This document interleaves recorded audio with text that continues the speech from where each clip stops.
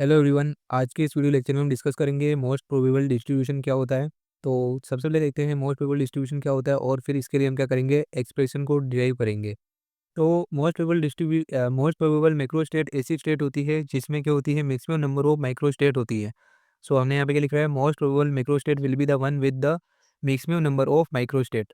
और ये जो मोस्ट प्रोबेबल डिस्ट्रीब्यूशन होता है, ये हमको इंडिकेट करता है distribution of energy that is the most probable.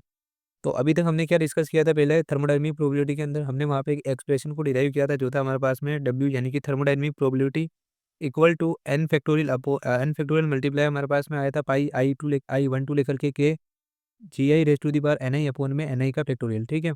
तो अगर आपको ये एक्सप्रेशन कैसे डिराइव हुआ वो देखना है तो आप पिछले वाला वीडियो को जाके देख सकते हो। उसका लिंक आपको डिस्क्रिप्शन बॉक्स के अंदर मिल जाएगा। अभी हम समझेंगे कि मोस्ट प्रोबेबल डिस्ट्रीब्यूशन क्या होता है। अब हम डेरिवेशन में जाए उससे पहले आपको कुछ चीज़ पता होनी चाहिए जिससे हम पता लगा सकते हैं कि मोस्ट प्रोबेबल डिस्ट्रीब्यूशन हम कैसे फाइंड आउट करते हैं। तो बेसिकली जब भी हम मोस्ट प्रोबेबल डिस्ट्रीब्यूशन की बात करेंगे, हम क्या करेंगे, जो हमारे पास में डब्ल्यू होता है उसकी वैल्यू को हमको मिक्स करना है। तो डब्ल्यू की वैल्यू को मिक्स करने के हमारे पास में तरीका होता है, वो होता है डी ऑफ डब्ल्यू को हमको क्या करना पड़ता है, ज़ीरो, या फिर D of natural log of W. जब इसकी वैल्यू हमारे पास में क्या आती है, ज़ीरो आती है, तो वो जो हमारे पास में डिस्ट्रीब्यूशन होता है वो क्या होता है, मोस्ट प्रोबेबल डिस्ट्रीब्यूशन होता है। तो इसलिए अब हम क्या करना पड़ेगा, इसको लोगरिथम में कन्वर्ट करना पड़ेगा। तो लोगरिथम में कन्वर्ट करने के लिए हम क्या करेंगे, इक्वेशन वन का क्या ले लेंगे, लोगरिथम ले लेंगे। तो हम क्या लिखते हैं यहाँ पे, taking logarithm of equation one. तो इक्वेशन वन का हम लोगरिथम लेंगे तो हमारे पास में क्या आ जाएगा, डब्ल्यू। अब यहाँ पे हम लिखेंगे एल एन डब्ल्यू। ठीक है। नेचुरल लॉग लिया है हमने, और एल एन एन फैक्टोरियल ये मल्टीप्लाई में है तो ये इसमें क्या हो जाएगा, इसमें ऐड हो जाएगा। ठीक है। और यहाँ पे आप देखोगे कि ये मल्टीप्लिकेटिव प्रॉपर्टी है। तो मल्टीप्लिकेटिव प्रॉपर्टी का हम क्या करते हैं, लोग लेते हैं। तो क्या होता है, सपोज करो हमारे पास में ए मल्टीप्लाई बी है, इसका हम लोग ले रहे हैं। तो हम क्या लिख सकते हैं इसको, L N A plus B. ठीक है। तो यहाँ पे आप देखोगे एल एन ए और एल एन बी। तो यहाँ पे आप देखोगे तो यहाँ पे क्या है, g i raise to the power n i. इसका अगर हम लोगरिथम लेते हैं, मल्टीप्लिकेटिव प्रोबेबिलिटी है कि ये मतलब जी one race to the power N one multiply ji to race to the power N to, यहाँ से लेकर के जी की N race to the power N के है। तो इसको हम क्या लिखेंगे, सम के फॉर्म में लिखेंगे। तो इसको हम क्या लिख सकते हैं, पहले हम इसको लिख लेते हैं। तो ये क्या हो जाएगा, एक काम करते हैं, पहले इसको मैं आपको खोलना सिखा देता हूँ। ये है L N A by B की फॉर्म है। ठीक है। पहले यहाँ से पाई हटा दो, ये क्या है, ए अपॉन में बी। तो यहाँ पे हम क्या लिखेंगे, L N A minus L N B. ठीक है। अब इसके बाद में यहाँ पे क्या है, यहाँ पे आ जाएगा ऊपर ए की बात करें तो L N A raise to the power N का अगर आप फैक्टर लोगरिथम निकालोगे क्या निकल के आएगा, एन लॉग ए। ठीक है। तो इस तरह से जो है इसके लॉग के जनरल फॉर्मूले हैं, इसका हम यहाँ पे यूज़ करेंगे। तो पहले हम इसके लिए इसको अप्लाई करते हैं। तो क्योंकि ये ए अपॉन बी की फॉर्म में, तो ये क्या आएगी, माइनस में वैल्यू आएगी। तो इसको हम लिख देंगे माइनस समीशन आई, और हो जाएगा एल एन एन आई का फैक्टोरियल। ठीक है। अब यहाँ पे हमने सम क्यों लिखा, क्योंकि ये एक मल्टीप्लिकेटिव प्रॉपर्टी यहाँ पे पहले पाई था। तो अगर हम इसका लोगरिथम लेंगे तो वो क्या हो जाएगा, सम में कन्वर्ट हो जाएगा। तो इसलिए हमने क्या लिख दिया, समीशन ऑफ आई। अब इसी तरह से ये क्या है, ये तो अब अपर वाली वैल्यू है, तो ये क्या होगी, पॉजिटिव में होगी, पॉजिटिव। और यहाँ पे भी ये मल्टीप्लिकेटिव है, तो हम यहाँ पे क्या लगा देंगे, समीशन आई। और यहाँ पे क्या है, g i raise to the power n आई। तो हम जब a raise to the power b का या फिर a raise to the power N का अगर लोगरिथम लेते हैं, वो क्या आता है, एन लॉग ए, यानी कि एन आई। ठीक है। और ये हो जाएगा एल एन जी आई। ठीक है। तो इस तरह से जो है हम इसको खोल के इस तरह से लिख सकते हैं। तो यहाँ पे हमारे पास में इक्वेशन आ गई, इसको हम अच्छे से एक बार ऑफिस लिख देते हैं रीअरेंज करके। L N W equal to हो जाएगा एल एन एन फैक्टोरियल, और माइनस ये क्या हो जाएगा, summation I L N N आई का फैक्टोरियल। ठीक है। और plus summation I N I L N G I का फैक्टोरियल। ठीक है। ये हमारे पास में इक्वेशन टू आ गई। अब यहाँ पे हम देख रहे हैं कि ये L N of N I factorial और L N of N N factorial आ रहा है। तो इसको हमको सोल्व करने के लिए हम जानते हैं, यहाँ पे स्टर्लिंग ने एक फॉर्मूला दिया था, तो हम यहाँ पे स्टर्लिंग का फॉर्मूला का यूज़ करेंगे, यूजिंग स्टर्लिंग अप्रोक्सीमेशन या फिर फॉर्मूला। तो ये क्या कहता है कि log ऑफ, अगर आप बात करो एन फैक्टोरियल की, तो उसको हम किस तरह से लिखते हैं, N log of N minus N. तो इस तरह से जो है हम इसको ओपन करके लिख सकते हैं। तो इसी फॉर्मूले का हम यूज़ करेंगे इक्वेशन टू के अंदर। तो इसको सोल्व करते हैं। तो यहाँ पे हमारे पास में क्या है, L N W equal to यहाँ पे क्या है, एन एन फैक्टोरियल है, तो इसको हम क्या लिखेंगे इस फॉर्म में, N L N N minus N. ठीक है, और एक और चीज़ ध्यान रखना, जब भी आप इसको सोल्व करो तो यहाँ पे ब्रैकेट लगा लेना ताकि साइन में कन्फ्यूजन नहीं हो। ठीक है, यहाँ पे तो ये फर्स्ट टर्म थी तो इसमें कोई दिक्कत नहीं आएगी, लेकिन आगे वाले टर्म को जब सोल्व करोगे तो इसमें माइनस आएगा और हो सकता है कि आगे माइनस हो, जैसे यहाँ पे माइनस है तो वो बाद में जाके प्लस होगा, इसलिए ये चीज़ आपको ध्यान रखनी है। इसलिए यहाँ पे हम ब्रैकेट लगा के इसको सोल्व करेंगे। तो ये क्या है, माइनस। ठीक है, यहाँ पे क्या एल एन ऑफ एन आई का फैक्टोरियल है, तो एन आई क्या आएगा, एक बार बाहर आएगा इस तरह से, तो समीशन एक बार हम क्या कहते हैं बाहर रख देते हैं एज इट इज़, और यहाँ पे ब्रैकेट लगा देते हैं। तो अब ये क्या है, एन आई का फैक्टोरियल, एल एन एन आई का फैक्टोरियल, ये क्या होगा, N I L N N I minus N आई।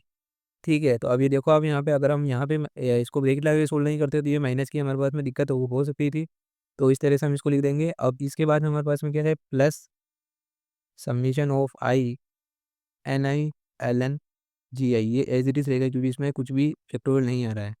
तो यहाँ से हम क्या करेंगे, इसको दोनों तरफ मल्टीप्लाई कर देंगे। ठीक है, दोनों जो हमारे पास में टर्म आ रही है उसमें मल्टीप्लाई कर देंगे, तो ये हमारे पास में क्या आ जाएगा, इसको हम कुछ इस तरह से लिख सकते हैं, L N W N L N N minus N, और ये माइनस हो जाएगा summation I N I L N N I, और ये माइनस और माइनस क्या हो जाएगा, plus summation of N I, और plus summation I N I L N G I.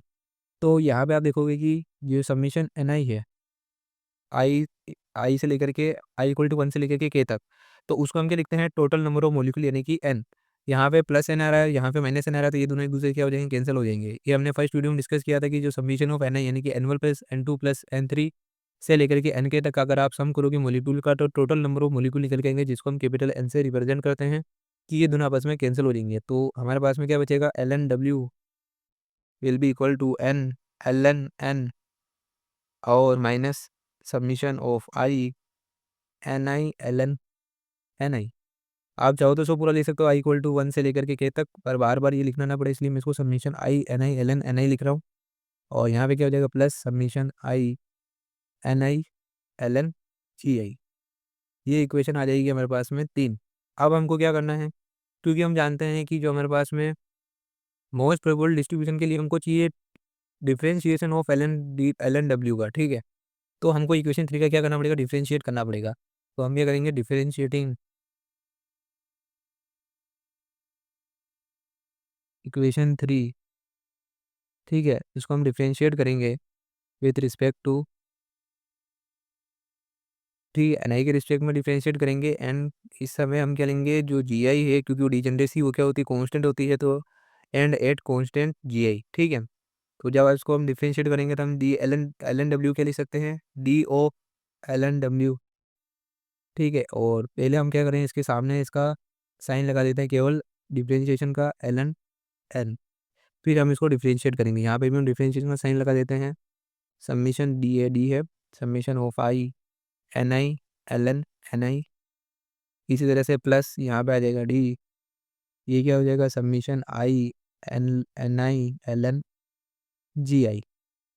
अब यहाँ पे आपको दो चीज़ पता होनी चाहिए, एक तो कि कांस्टेंट का डिफरेंशिएशन हमेशा क्या आता है हमारे पास में, जीरो आता है। ठीक है, और इसी तरह से जो हमारे पास में जो जी आई है उसको हमने कांस्टेंट माना है, तो उसका डिफरेंशिएशन भी हमारे पास में जीरो आने वाला है।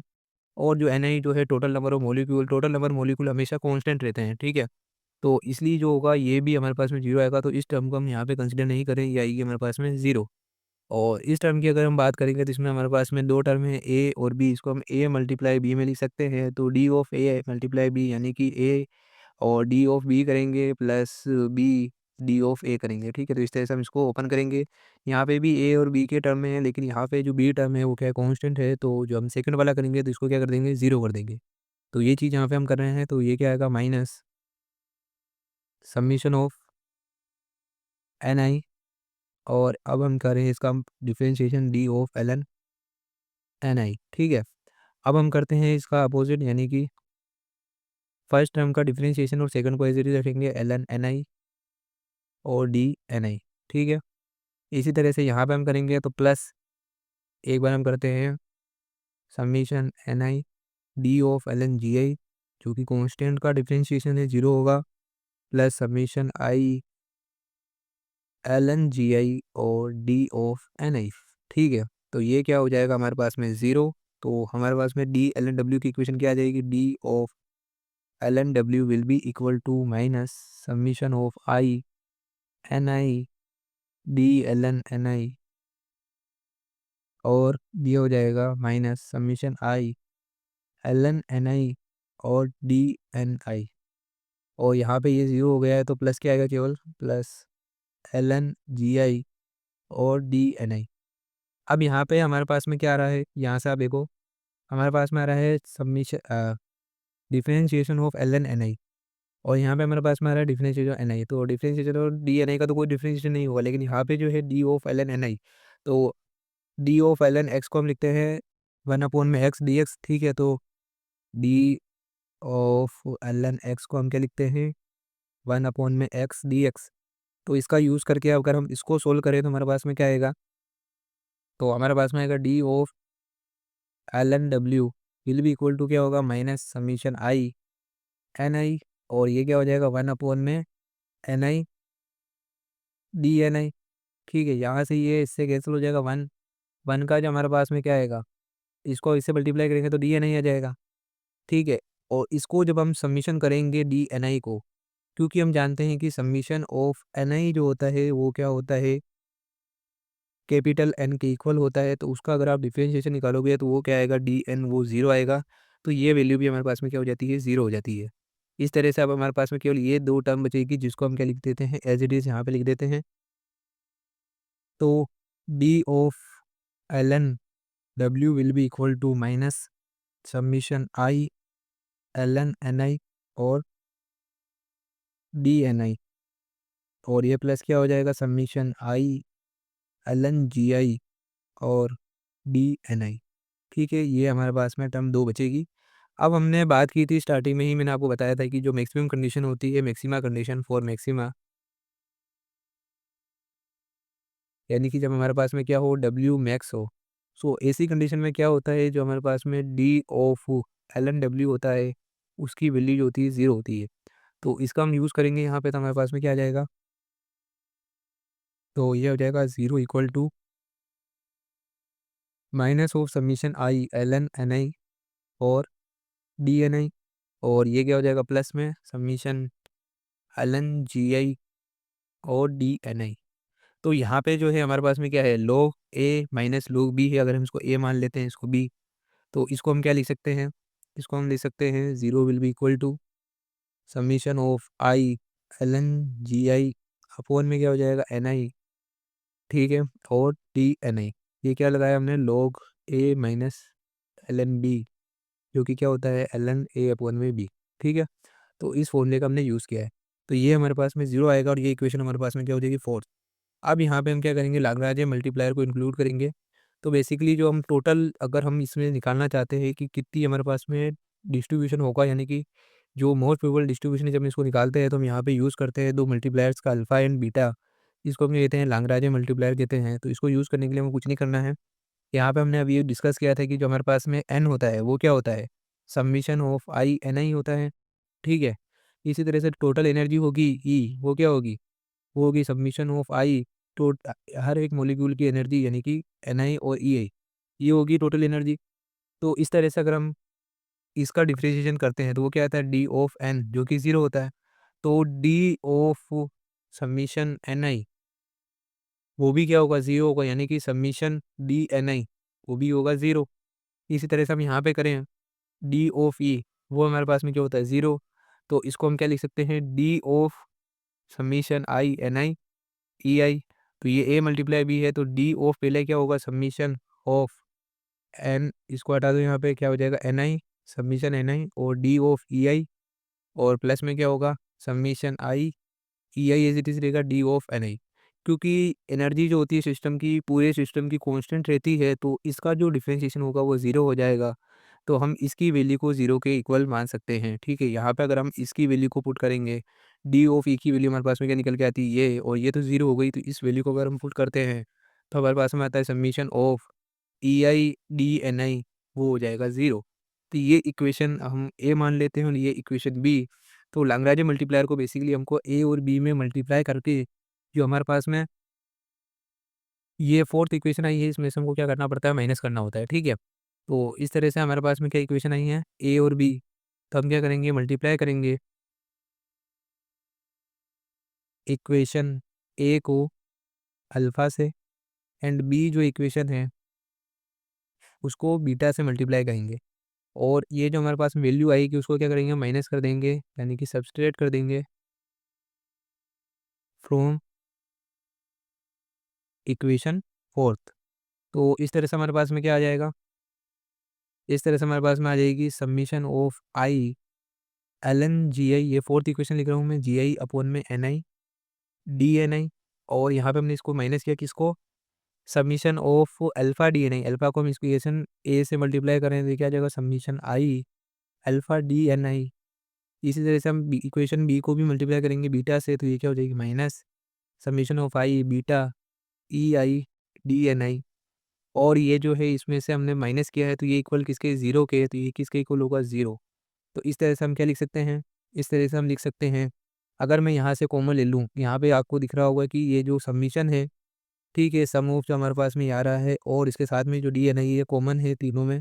तो यहाँ से अगर मैं इसको कॉमन लेता हूँ समीशन, ठीक है, और L N G I upon में एन आई, ये माइनस हो जाएगा किसके, अल्फ़ा, और ये माइनस हो जाएगा बीटा ई आई, और ये हो जाएगा डी एन आई। ये किसके इक्वल होगा, ज़ीरो के। अब ये दोनों टर्म अगर जीरो के इक्वल है तो मैं इसको भी क्या कर सकता हूँ, जीरो के इक्वल मान सकता हूँ। दूसरे वे में आप समझ सकते हो कि अगर हमें इसको उस डायरेक्शन में भेजूँ तो वन अपोन में क्या, जीरो अपोन में ये हो जाएगा, तो जिसकी वैल्यू भी हमारे पास में क्या आएगी, जीरो आएगी, ठीक है। तो L N of G I upon में N I minus alpha minus beta E I would be equal to zero. तो यहाँ से अगर मैं माइनस वाली टर्म को उस वाली left hand side right hand side में भेजता हूँ तो मेरे पास में क्या आ जाएगा, L N of G I upon में N I will be equal to alpha plus beta E I. अब ये इक्वेशन लगभग सोल्व हो चुकी है, तो यहाँ पर आप देख सकते हो एल एन ऑफ जी आई अपन में एन आई है।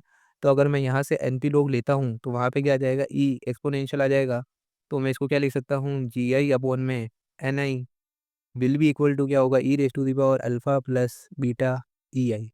या फिर मैं लिख सकता हूँ एन आई की अगर मैं वैल्यू निकालूँ तो क्या आएगी, वो एन आई ये वैल्यू आएगी जी आई अपॉन में E raise to the power alpha plus beta E I. ये कैसे हुआ, एन आई जो था जी आई के अपोन में था, वहाँ जाके मल्टीप्लाई में होगा और ये जाएगा तो यहाँ पे डिवाइड में चला जाएगा। तो इस तरह से मैंने क्रॉस मल्टीप्लाई कर दिया है और हमारे पास में एन आई की वैल्यू निकल के आ गई है। और इसे ही हम पे कहते हैं मोस्ट प्रोबेबल डिस्ट्रीब्यूशन।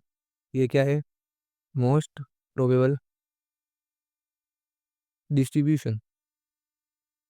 तो इस तरह से जो है मोस्ट प्रोबेबल डिस्ट्रीब्यूशन के लिए हम जो है एक्सप्रेशन को इवेल्युएट करते हैं, कैलकुलेट करते हैं, और इसको ही हम क्या कहते हैं, मैक्सवेल बोल्ट्जमान जो है स्टैटिक, उसके लिए भी क्या है, मैक्स प्रोबेबल डिस्ट्रीब्यूशन का फॉर्मूला है। तो दोनों ही क्वेश्चन अगर आपसे पूछे जाते हैं कि मोस्ट प्रोबेबल डिस्ट्रीब्यूशन का एक्सप्रेशन को डिराइव करो, तो भी आप इस तरह का डेरिवेशन करोगे। और या फिर जो मैक्सवेल बोल्ट्जमान स्टैटिक्स के अकॉर्डिंग मोस्ट प्रोबेबल डिस्ट्रीब्यूशन का अगर आपसे एक्सप्रेशन पूछा जाता है तो भी आपको यही डेरिवेशन करना होता है। आई होप कि आपको ये वीडियो हेल्पफुल लगा होगा। तो वीडियो को लाइक करें और हमारे चैनल को सब्सक्राइब करें। Thanks for watching.